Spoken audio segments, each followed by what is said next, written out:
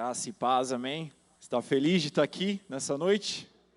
Quem esteve em algum dos cultos aqui dessa série, Profetas do Século XXI, levante uma das suas mãos. Eu tenho que perguntar mais uma vez para você, está feliz de estar aqui mesmo? Eu sei que o Senhor está moendo com muito amor, está nos colocando na prensa aqui nesses dias, tem mexido com a nossa estrutura, mas nós sabemos que quando Deus faz isso é porque algo de grandioso está por vir. Então, aumente sua expectativa agora no Senhor, em nome de Jesus. Eu quero pedir mais uma vez para você orar nessa noite. Já fez algumas orações, mas agora eu quero que você declare ao Senhor, ou com a sua voz, ou aí no seu espírito, mas eu quero que você declare ao Senhor o que você deseja que Ele faça no seu coração. O que você entende que Ele precisa fazer no seu coração. O tempo de louvor é o tempo em que nós proclamamos algo a Deus. É o tempo em que a noiva canta e o noivo escuta. Mas esse é o tempo da profecia em que Deus fala e a noiva escuta. Então eu quero que você ore ao Senhor agora em nome de Jesus. E libere essas palavras aí do que você espera para essa noite. Libere as palavras do que você entende que precisa receber nessa noite, da porção de transformação que você precisa em nome de Jesus. Eu vou dar alguns segundos para você fazer isso. Depois nós vamos orar juntos. Coloque aí a mão no seu coração, vá fazendo a sua oração a Ele agora.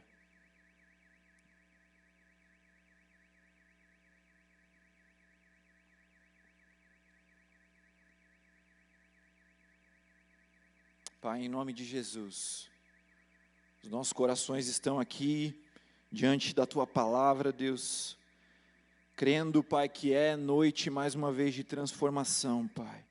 Crendo, Senhor, mais uma vez que o Senhor está preparando-nos para algo maior, Pai. Crendo mais uma vez que é um tempo de instrução, que é um tempo de sermos corrigidos, que é um tempo de sermos moldados, Pai, que é um tempo de sermos colocados debaixo do Teu fogo, Deus, o fogo que consome, o fogo que queima a palha, aquilo que é passageiro, Pai, mas que fortalece, que purifica aquilo que é eterno, Senhor. Venha com esse fogo nessa noite, Pai. Venha com esse fogo e nos purifique, Pai. Eu declaro em nome de Jesus esse ambiente cativo ao Teu governo, Deus. Toda distração vai embora em nome de Jesus. Em nome de Jesus. Em nome de Jesus, Pai. Os nossos corações, as nossas mentes estão focados para ouvir somente a Tua palavra nesta noite. Em nome de Jesus. Amém. Aleluia. Tema dessa noite, profecia cristocêntrica. Profecia cristocêntrica. Já vou adiantar para você que é um ponto, um momento da mensagem que a gente vai falar especificamente sobre isso, é o momento mais importante, é o ponto mais importante, por isso é o nome do nosso sermão. Mas cada um de nós, a gente está com um desafio de pregar nesses dias a respeito da profecia de um dos profetas da palavra de Deus.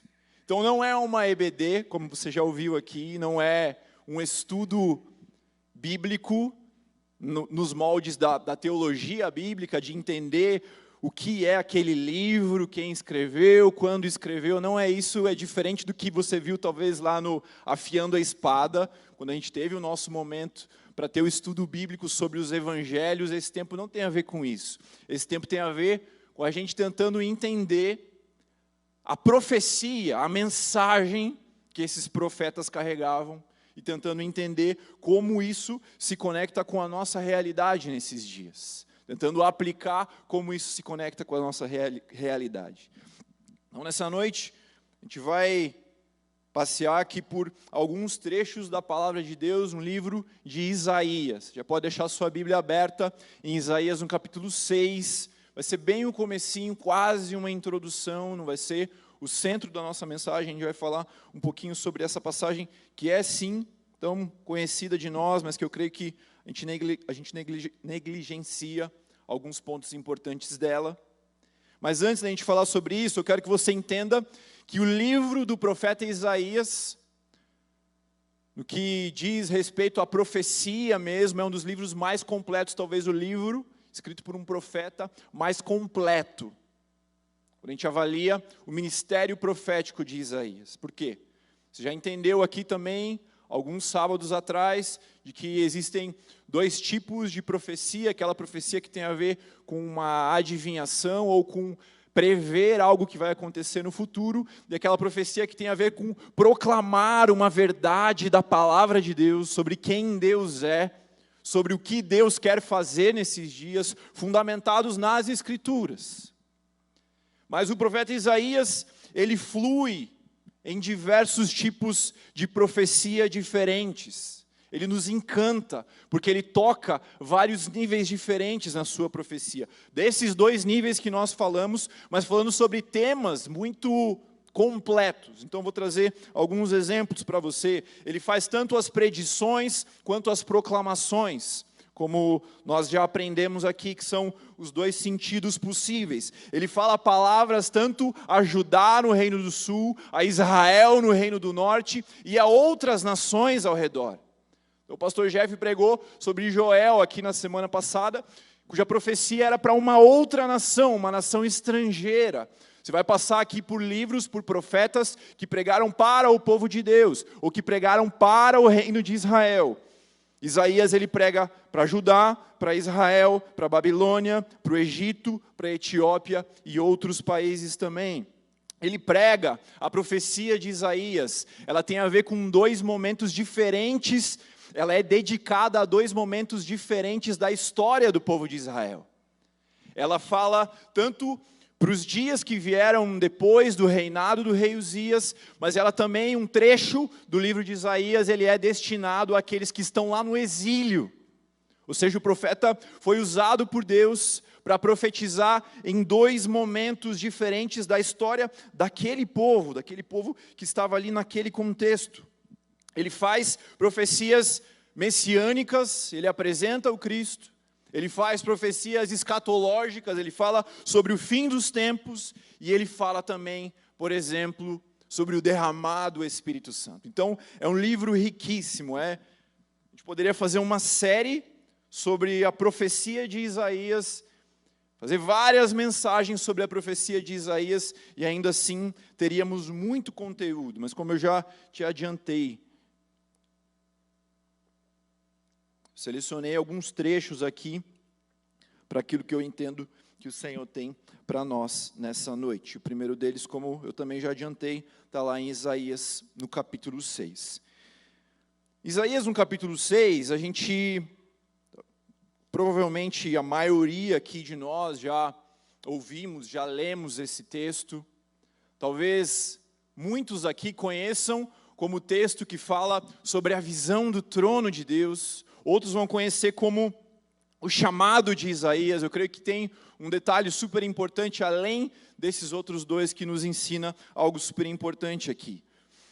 Mas, olhando para quem era Isaías no momento do capítulo 6, no momento do seu chamado, e isso vai nos trazer muita luz sobre a mensagem profética de Isaías. Pense você, comece a imaginar aí, aquilo que a gente chamaria talvez de um piazão, que já não tem mais idade para ser piazão, mas que a gente chama assim, de uns 18 anos mais ou menos. Esse era Isaías aqui no capítulo 6, aqui no capítulo do seu chamado. Esse livro, ele não acontece exatamente em ordem cronológica, é na ordem como o profeta decidiu nos contar as coisas. Então, talvez esse deveria ser o primeiro capítulo do livro, se fosse em ordem cronológica, mas ele nos é o capítulo 6. E vai pintando aí na sua cabeça um piazão, 18 anos, e segundo a história nos conta, Isaías, ele tinha uma proximidade grande da estrutura real do povo de Israel. Ele tinha acesso ao palácio do rei de Israel. Isso já nos dá uma ideia de que é um profeta que está num contexto diferente, porque outros profetas vieram do campo, outros profetas vieram forjados do nada, ou vieram de uma origem humilde, mas Isaías talvez seria conhecido por mim e você como um playboy, como alguém ali que possivelmente, não é o que o livro nos diz, mas possivelmente, segundo livros paralelos de história que nos contam sobre a história daquele tempo, provavelmente ele era primo do rei Uzias. Então ele tinha, óbvio, benefícios por ter o seu parentesco com o rei. E esse texto aqui de Isaías, no capítulo 6, ele começa dizendo, no ano em que o rei Uzias morreu. Pensa de novo, o piazão de 18 anos, parente do rei, talvez a quantidade de benefícios que ele tinha em função disso, o acesso às áreas VIPs que ele tinha em função disso, de repente o seu primo ele morre, ou seu parente ele morre. E se nós, nesses dias, sabemos que existe muita mudança, quando, por exemplo, um presidente muda de 4 em 4 anos, ou de 8 em 8 anos, se houver reeleição, já no nosso contexto aqui a mudança é bem significativa. Imagina você que o rei Uzias ele foi rei por mais ou menos uns 50 anos. Então, aquela transição, sem dúvida, ela era temida, ela era esperada. Sem dúvida existia angústia no coração do povo, dúvida no coração do povo sobre o que viria dali em diante, e especialmente de Isaías, alguém que já estava acostumado com aquele rei, alguém que já tinha acesso àquele rei, e não se engane, a gente sabe que a linhagem real aqui desse povo, ela é hereditária, mas não é porque era o filho do rei Uzias que ia assumir, que necessariamente ele daria sequência ao legado do seu pai, porque você sabe que na linhagem dos reis era muito comum um rei fazer tudo diferente do que o rei anterior fez.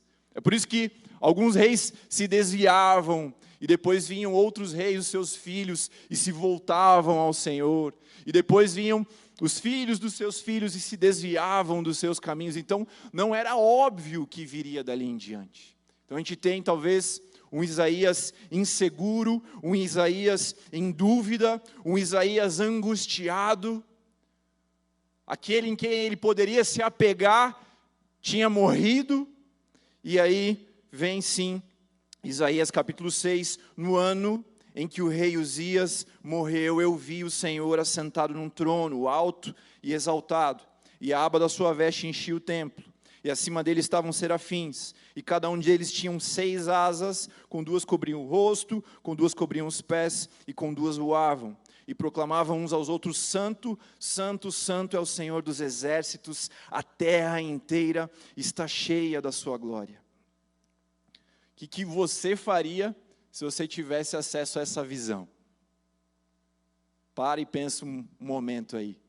A gente canta às vezes, eu quero ver você, mostra-nos a tua glória, Senhor, eu te quero. Mas o que você faria se você tivesse acesso livre a essa visão que Isaías teve? Talvez uns chorariam, outros, assim como o rei Davi, iam ficar felizes, iam querer dançar. Mas olha a primeira reação de Isaías. A gente vê no verso 5. Então eu gritei, ai de mim, eu estou perdido. Ai de mim, eu estou perdido. Em outras palavras, na versão dos nossos dias, a casa caiu. Deu ruim. Ai de mim, eu estou perdido. Meus irmãos, a presença de Deus, ela é juízo para aqueles que estão andando em pecado. Ela é temida por aqueles que estão andando em pecado. E nós temos certeza que Isaías ele estava andando em pecado, porque depois do ai de mim, estou perdido, ele fala, pois sou um homem de lábios impuros e vivo em meio a um povo de lábios impuros. Então, diante daquela visão maravilhosa, diante daquela visão que a gente espera, diante daquela visão que enche o nosso coração de anseio, que a gente deseja, que a gente quer ter, Isaías ele fala, ai de mim, e ele confessa os seus pecados ao Senhor.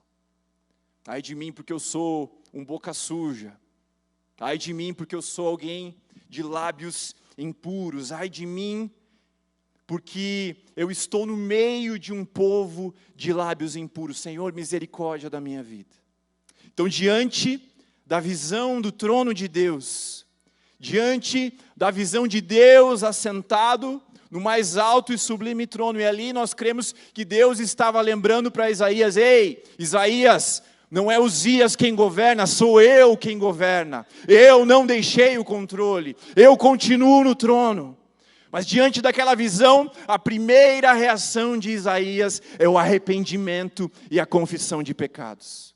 Meus irmãos, antes de ser chamado para o ministério profético, antes de ser chamado para profetizar às nações, antes de ser chamado para ter a mensagem que seria a mensagem profética mais completa de todos os profetas, antes de ser chamado para isso, Isaías é chamado para o arrependimento.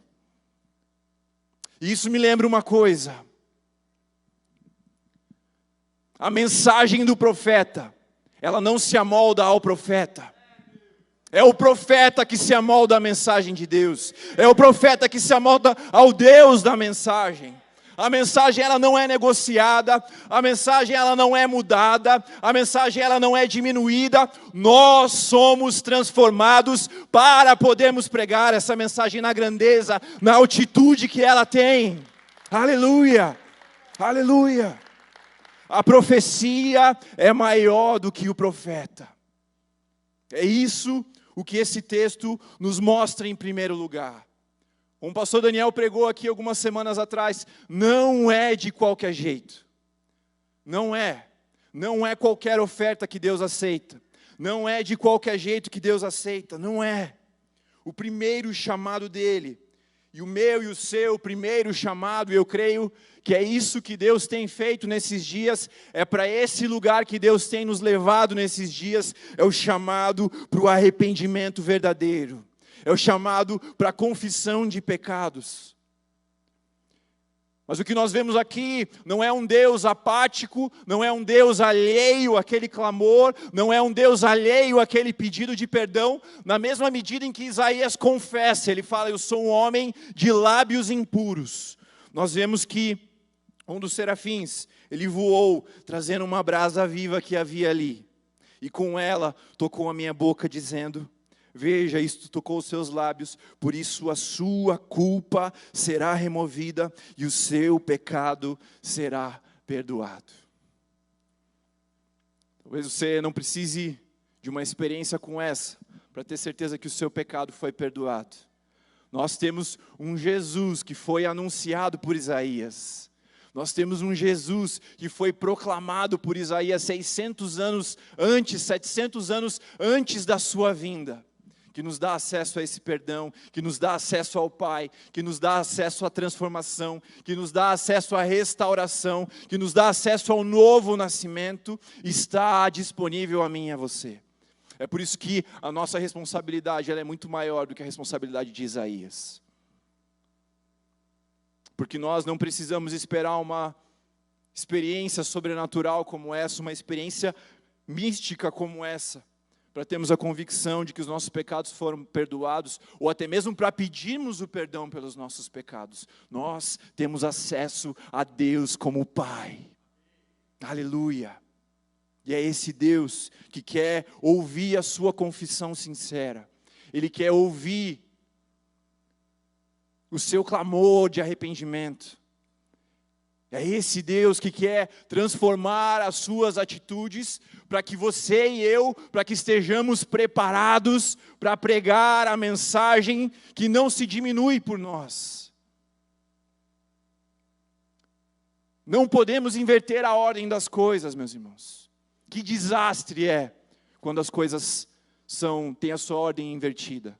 Que desastre é quando alguém se levanta para profetizar e dias depois cai em pecados básicos, em pecados escandalosos. Que desastre! Não será assim em nome de Jesus nessa geração. Nós temos clamado por essa transformação, nós temos clamado: Senhor, venha e nos corrija. Nós estamos dizendo: Senhor, eis-nos aqui não simplesmente para as obras grandiosas, mas eis-nos aqui para a transformação. E eu creio que como consequência como consequência, o exercício do ministério profético, ele vai vir em um nível muito mais alto, muito maior, em nome de Jesus. Você recebe isso? Diga amém. Amém. Então Deus não se ajustou ao profeta. A mensagem não se limitou a ele. Essa é a primeira coisa que nós vemos aqui nesse texto. E a segunda coisa, eu já comentei com você, do que a aparição de Deus no trono, algo específico, algo que a gente já conhece essa figura, mas que não era talvez uma figura conhecida para Isaías, o que a aparição de Deus no trono revelava para ele. Ei, Isaías, pare de confiar na mão dos homens, pare de confiar no governo dos homens, eu governo, eu continuo no poder, eu continuo controlando, governando todas as coisas, mas essa aparição ela nos lembra de outra coisa também, que nós precisamos entender antes de profetizarmos, que nós precisamos entender antes de proclamarmos as verdades desse livro. Essa aparição de Deus no trono, ela nos lembra que esse trono só tem um lugar para ser ocupado. Não existe lugar no trono para Uzias e Deus. Não existe lugar no trono para o seu namorado, para a sua namorada e Deus. Não existe lugar no trono para o dinheiro e Deus. Não existe lugar no trono para mim mesmo, para você mesmo e Deus. No trono do Deus Altíssimo só há lugar para um. Só há lugar para um. E nós cremos que quem está assentado no alto e sublime trono é o Senhor dos exércitos, aquele que é santo, santo, santo. Ele quer governar a tua história. Ele quer ser Senhor da tua vida. Como eu conversava com o Leandro essa semana, Ele quer que você ame não somente a salvação, mas Ele quer que você ame o seu senhorio. Ele quer que você ame não somente a salvação, mas que você ame o Rei Jesus, o Rei da glória. Quando amamos Jesus integralmente, quando amamos o Salvador e o Senhor, quando permitimos que Ele governe sobre as nossas vidas, quando permitimos que Ele tenha o controle das nossas vidas, nós estamos preparados para carregar essa mensagem profética. Nós estamos preparados para proclamar quem Ele é. Nós estamos preparados para proclamar o que Ele quer fazer nesses dias. Mas precisamos dar lugar a Ele no trono. Não há lugar para dois, não há lugar para três, não há lugar para outro. Ele quer ocupar o trono da sua vida.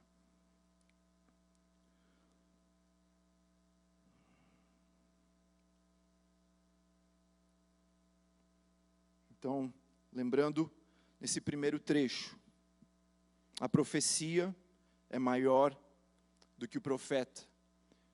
E a profecia de Deus, ela não se amolda ao profeta. Vamos para o segundo trecho que a gente vai passar aqui em Isaías, ele está lá no capítulo 30, a partir do verso 9.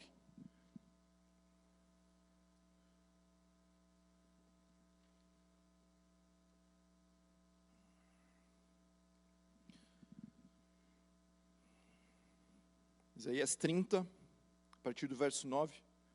Nunca achei na vida que eu ia citar um texto como esse em uma pregação. Só Jesus. Porque este é um povo rebelde, são filhos mentirosos, filhos que não querem ouvir a lei do Senhor. Eles dizem aos videntes, ou eles dizem aos profetas, não tenham mais visões. Eles dizem aos profetas, não profetizem para nós o que é reto.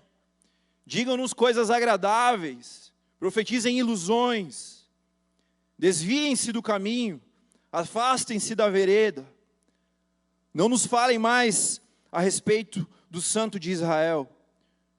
Por isso o Santo de Israel diz, vocês rejeitaram esta palavra, confiam na opressão e na perversidade e se apoiam sobre isso.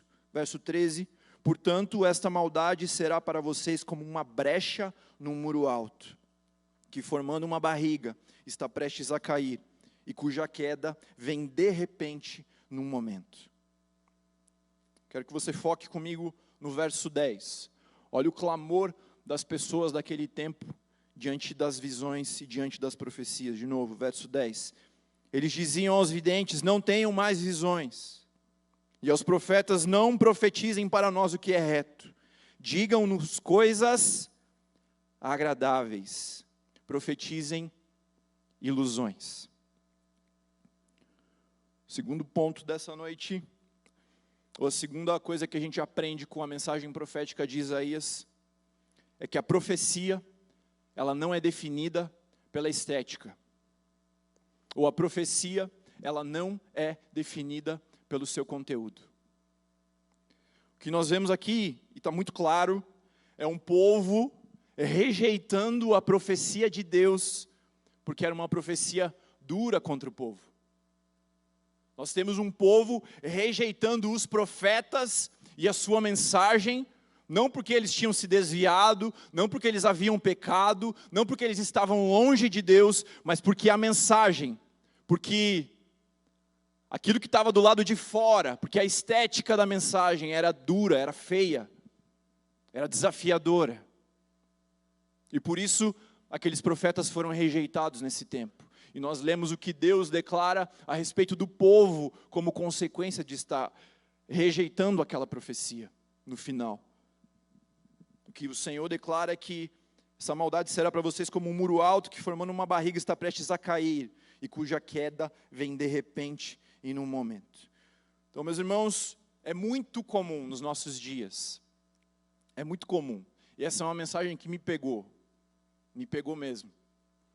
É muito comum nos nossos dias nós imaginarmos que se uma palavra é boa, se uma palavra é positiva, se uma palavra é encorajadora, ela é uma profecia. E é por isso que virou praticamente uma gíria. Você já ouviu alguma coisa do tipo: eu profetizo que você vai ganhar um carro semana que vem? E aí a pessoa diz: amém. Eu profetizo que você vai encontrar uma namorada amanhã. Amém. Quem já ouviu alguma coisa parecida com isso?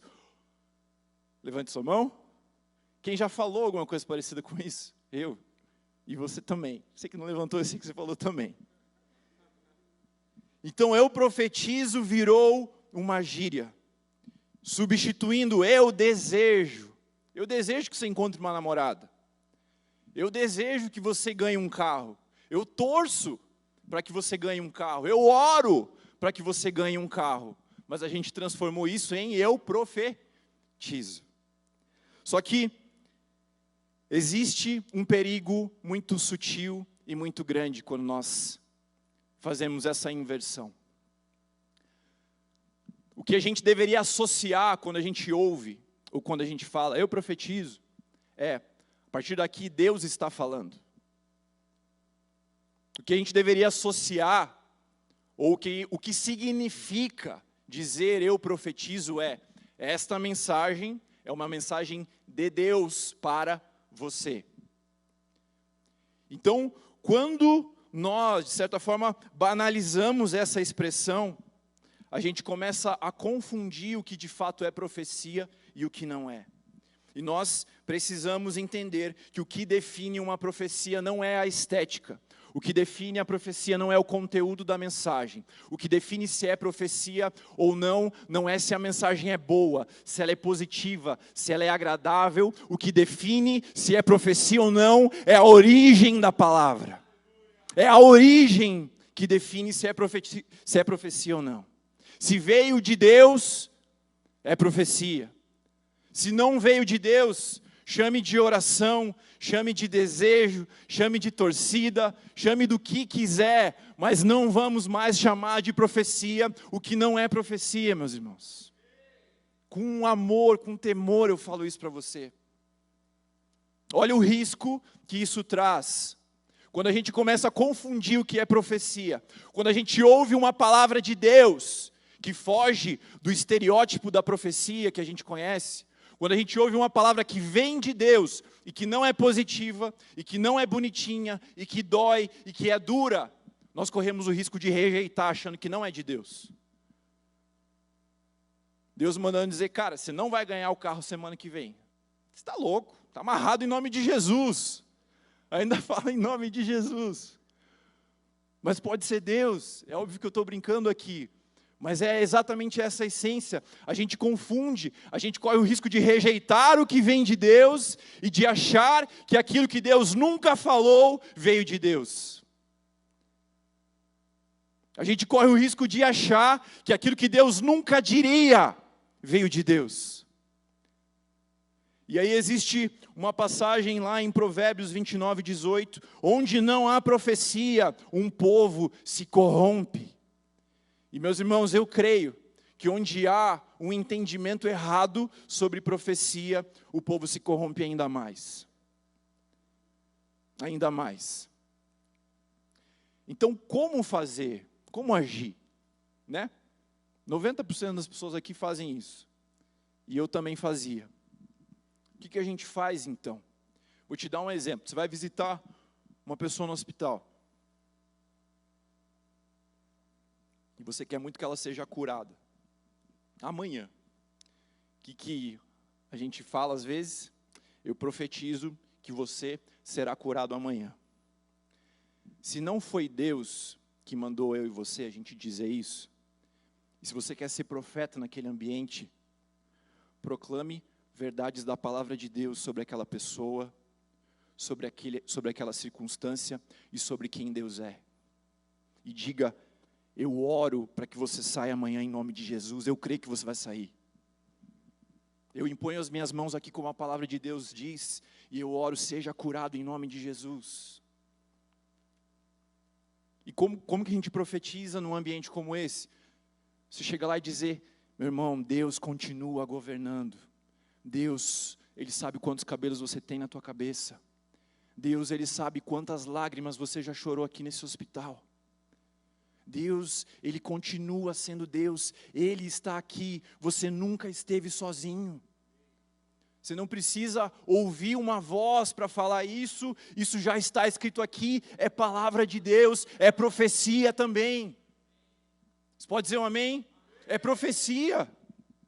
Você está proclamando uma verdade sobre quem Deus é. Você diz: Deus é o Jeová Rafá, Ele é o Deus que cura, Ele te criou, Ele conhece cada detalhe da sua vida, eu creio que Ele vai te curar em nome de Jesus. Profecia. Se Deus mandar você falar alguma coisa específica, fale. Mas se Ele não falou, Ele vai sair amanhã, chame isso de oração, chame isso de intercessão. Ore com fé, a oração com fé ela tem poder. A oração pelos enfermos, ela é fundamentada na palavra de Deus. Tudo isso é fundamentado na palavra de Deus. Não estou falando para você não fazer, só estou falando, vamos chamar as coisas pelo nome certo, para que elas não percam o seu significado verdadeiro.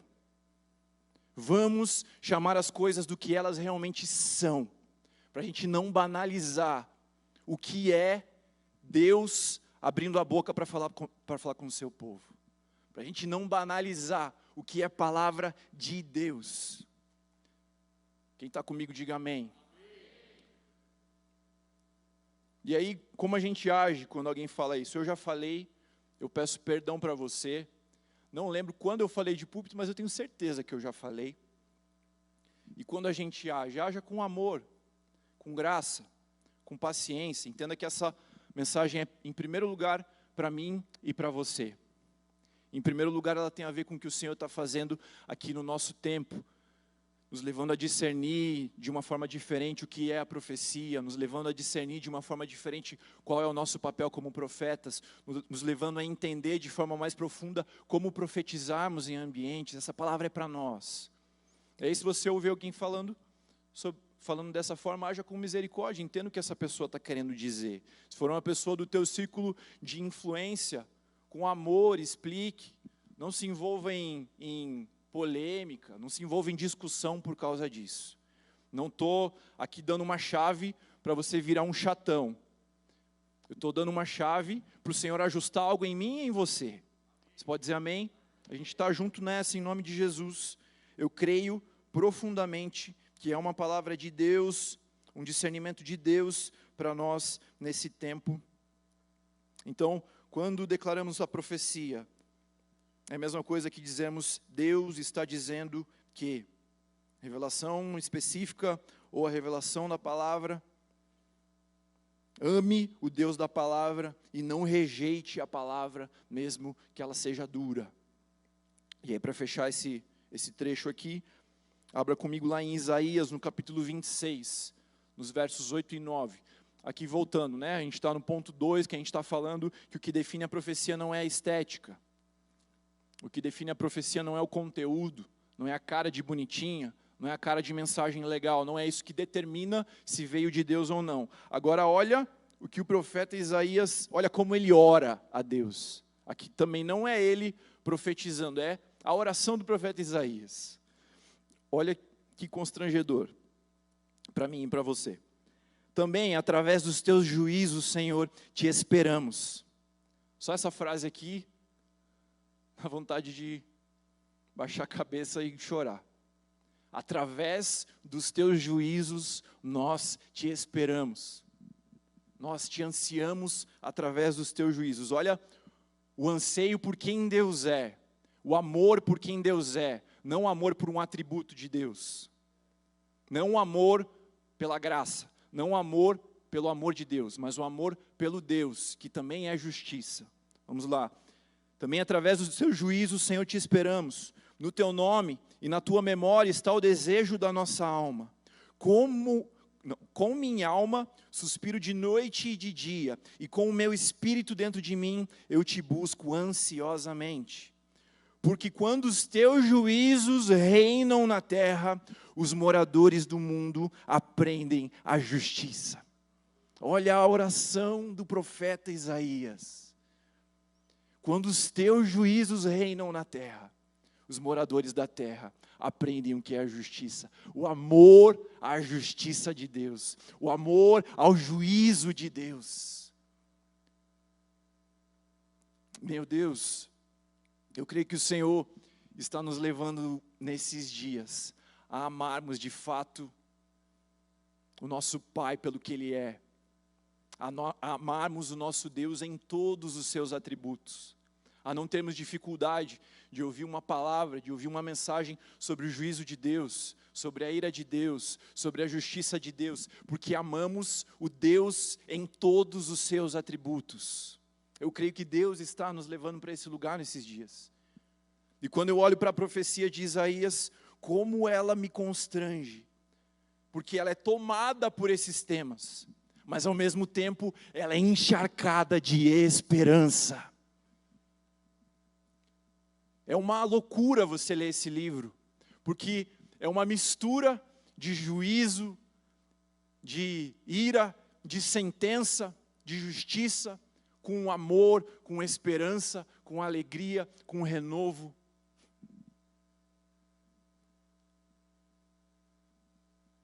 Que mensagem, meus irmãos. Que mensagem que revela quem o nosso Deus é. Que mensagem que rasga os céus e nos mostra quem de fato é o nosso Deus. Perfeito em todos os seus atributos, que são inseparáveis, que não se anulam.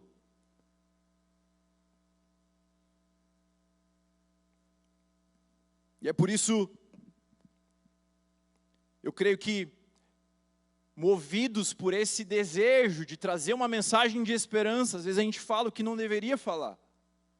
Não é movido por um desejo mau, não é movido por o desejo da mentira em si, mas é movido pelo desejo de tentar dar uma ajustada na profecia, como o pastor Jeff também pregou na semana passada, que a profecia não precisa de ajustes, porque o Deus que manda a palavra é fiel para fazer ela cumprir. Mas às vezes a gente é tomado por esse desejo. Então eu quero te ensinar como levar uma palavra de esperança, mesmo quando você está em dúvida sobre uma situação. Como levar uma palavra de esperança, mesmo quando você percebe que Deus não disse nada específico sobre aquele lugar. De novo, você vai visitar o doente no hospital, você está doido para dizer que eu profetizo que você vai ser curado amanhã em nome de Jesus, mas Deus não falou ainda. Como levar uma palavra de esperança num ambiente como esse? Isaías nos ensina isso. Isaías nos ensina isso. Mas ele concentra a sua mensagem de esperança não no pensamento positivo. Ele concentra a sua mensagem de esperança não na estética bonita. Ele concentra a sua mensagem de esperança não numa palavra que alegre o outro, ou não em uma palavra que afague o outro, mas a mensagem de esperança de Isaías 700 anos antes da vinda de Cristo. A mensagem de esperança dele é: virá um Messias, o Rei Jesus virá. Aleluia! Não há mensagem que traga mais esperança do que essa. Não há. E é por isso que o tema dessa mensagem é profecia cristocêntrica, porque em todo canto desse livro, ao mesmo tempo você encontra sim o juízo, ao mesmo tempo você encontra sim a palavra dura de correção de Deus, mas você encontra: virá um renovo, virá um servo que sofreu, virá um servo que redimirá todas as coisas, virá um servo que trará aqueles que não são da nação de Israel para baixo das asas de Deus. Virá um Messias, um profeta evangelista, mesmo sem conhecer Jesus, que dirá: eu e você que conhecemos Jesus, nós fomos chamados para sermos profetas evangelizadores nesses dias, profetas que carregam a mensagem de Deus, mas que têm o seu fundamento na mensagem de esperança de Cristo Jesus. Independente do ambiente, independente da circunstância, independente do que está do lado de fora, mesmo se os teus olhos humanos não enxerguem esperança, naquele lugar há espaço para que Jesus seja pregado, para que Jesus seja revelado, para que Jesus seja desvendado por você que conhece Jesus, por você que já sabe quem Ele é, por você que tem o Novo Testamento inteiro à sua disposição, por você que já caminha com esse Jesus, por você que teve a sua história transformada por Ele, por você que conhece pessoas que foram transformadas por Jesus.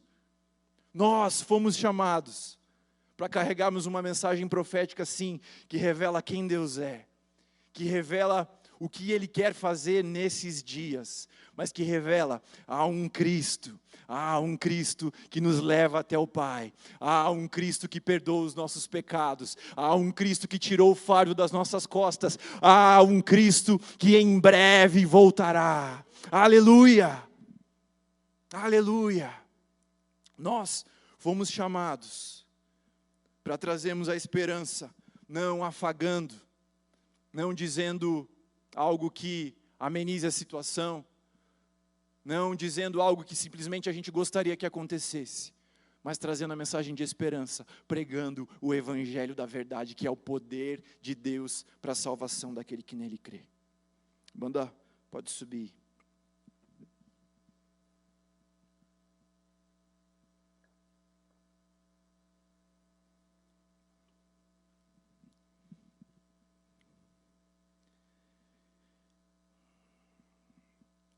Quero ler uma dessas mensagens.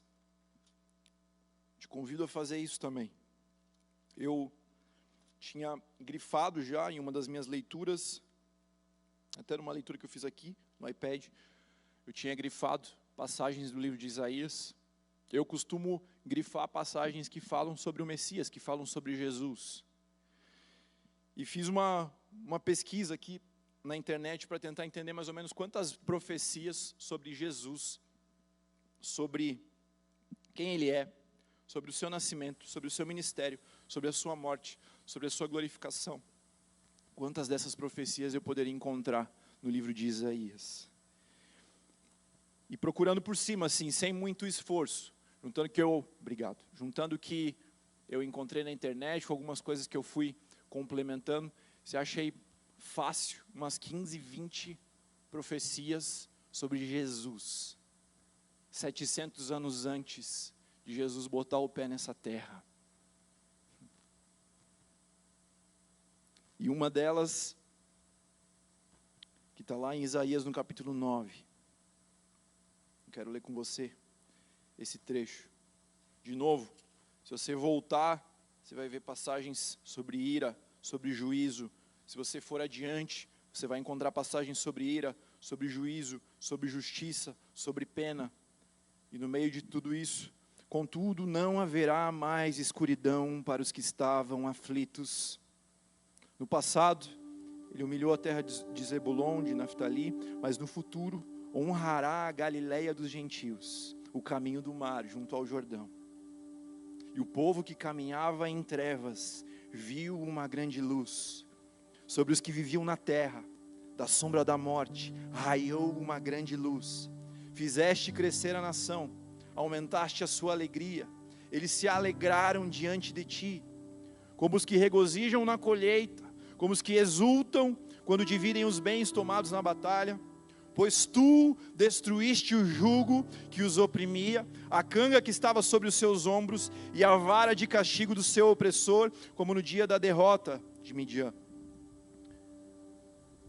Pois toda a bota de guerreiro usada em combate, e toda a veste revolvida em sangue, serão queimadas como lenha, porque um menino nos nasceu, um filho nos foi dado, o governo está sobre os seus ombros, ele será chamado Maravilhoso Conselheiro, Deus poderoso, Pai eterno, Príncipe da paz. Ele estenderá o seu domínio e haverá paz sem fim sobre o trono de Davi e sobre o seu reino estabelecido e mantido com justiça e retidão desde agora e para sempre. O zelo do Senhor dos exércitos fará isso.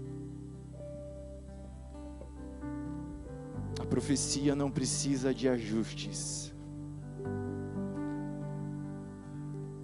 A profecia não precisa de palavras humanas que buscam trazer conforto.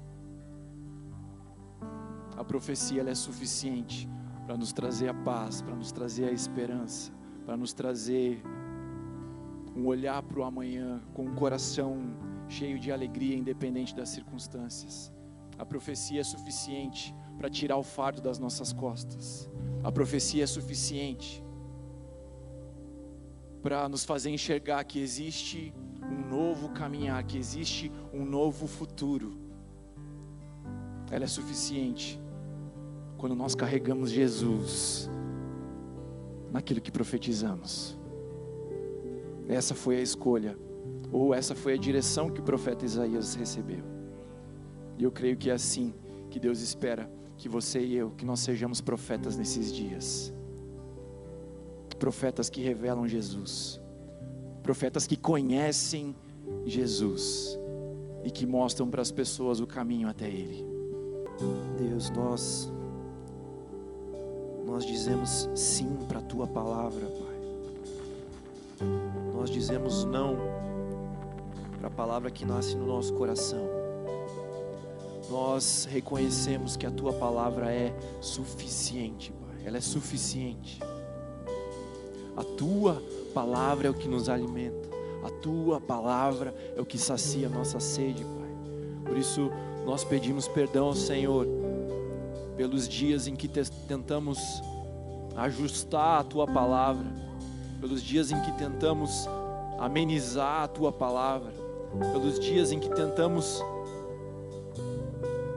ajudar para que a palavra chegasse no coração, talvez de uma forma como nós esperávamos. Nós pedimos perdão ao Senhor, Deus, mas nós não só pedimos perdão, nós reconhecemos que a Tua palavra é suficiente para nós, Pai. A Tua palavra é suficiente para nós, Deus. A Tua palavra é suficiente para nos trazer sim a correção, sim o ajuste, sim o juízo, Pai. Sim, para nos espremer, sim, Pai, para queimar a palha dos nossos corações, mas a Tua palavra é suficiente para nos trazer a esperança. A Tua palavra, Jesus, é suficiente para nos trazer a vida. Só Tu tens as palavras de vida eterna e nós decidimos dizer sim para estas palavras, Pai. Nós nos levantaremos, Deus, como profetas desse tempo, Pai. Nós nos levantaremos, Deus, como aqueles que carregam a Tua mensagem, Deus, mas como aqueles que carregam a mensagem do Filho que se entregou por amor de muitos, Pai, do Filho que ofereceu a sua vida como sacrifício, do Filho que é a nossa esperança, do Filho que é aquele que é a palavra, que é o caminho, que é a verdade, que é a vida. Dizemos sim para o Evangelho, Pai, sim para o Cristo que venceu a morte, Deus, nos apegando em quem Tu és, Jesus, nos apegando no Teu Evangelho, e ao mesmo tempo nos apegando na verdade de que em breve voltará, toda lágrima será enxugada, o sofrimento não terá mais lugar, a dor não terá mais lugar para aqueles que são teus filhos, Pai. Essa é a mensagem de esperança que nós precisamos, essa é a mensagem de esperança que o mundo precisa, Pai. E é a mensagem que nós carregaremos como uma mensagem profética que toma as nossas vidas, que consome as nossas vidas, que consome tudo que nós temos, que consome tudo que nós somos, Pai, que consome os nossos sonhos, os nossos anseios, os nossos desejos, os nossos planos, Pai. A mensagem da cruz, Deus, que ela seja o centro das nossas vidas e que ela seja o centro toda profecia que sair da nossa boca, Senhor. É o que nós oramos nessa noite em nome de Jesus. Em nome de Jesus, continue, Pai, continue a nos forjar até o tempo que o Senhor achar que for necessário, Pai. Continue a nos moldar, Senhor.